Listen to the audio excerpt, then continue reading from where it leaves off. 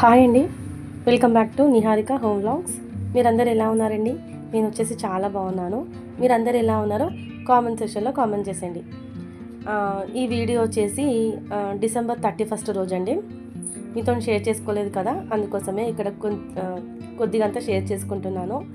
December 31 రోజు tank bund మీకు వెళ్ళామండి. అక్కడ కోన్ ఐస్ క్రీమ్ తినేసి కొంచెం సేపు టైం స్పెండ్ చేసి ఇంటికి రాగానే కేక్ కట్ చేసామండి. అంతే, ఇంకా సెలబ్రేషన్స్ అన్నట్టు ఏం లేదండి.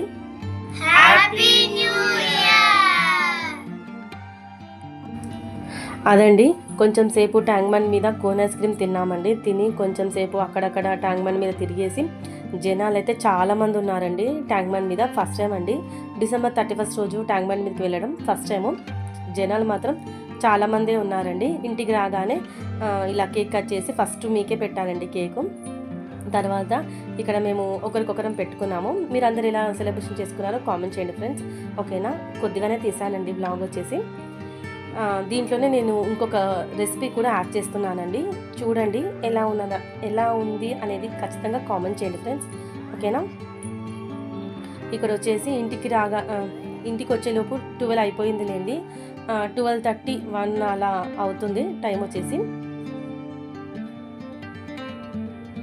ఇంటికి రాగానే ఇలా కేక్ కట్ చేసుకొని కొంచెం సేపు మేల్కొని తర్వాత పడుకున్నామండి. కేక్ మాత్రం టేస్టీగా చాలా బాగుందండి. ఫస్ట్ మీకే పెట్టానండి, చూసారా? మీరు అందరు ఎలా సెలబ్రేషన్ చేసుకున్నారో కూడా కామెంట్ చేయండి ఫ్రెండ్స్, ఓకేనా? మన వీడియోస్ కనుక ఎవరైనా ఫస్ట్ టైం కనుక చూసి సబ్స్క్రైబ్ చేసుకొని సపోర్ట్ చేయండి. వీడియోని లాస్ట్ వరకు చూసి ఎలా ఉందనేది ఖచ్చితంగా కామెంట్ చేయండి. ఇలా ట్యాంక్ బండ్ మీదకి వెళ్ళామని కదండి, అక్కడ బెలూన్స్ కూడా కొన్నారు పిల్లలు. ఇక్కడ వచ్చేసి ఇదే వ్లాగ్లో మీకు రెసిపీ కూడా యాడ్ చేస్తున్నాను. ఏం రెసిపీ అంటే ఇది పచ్చడి అండి, ఉసిరికాయ పచ్చడి. ఇది సీజన్ కదండి, ఎవరైనా పెట్టుకున్న వాళ్ళు పెట్టుకుంటారని నా వేలో చూపిస్తున్నాను.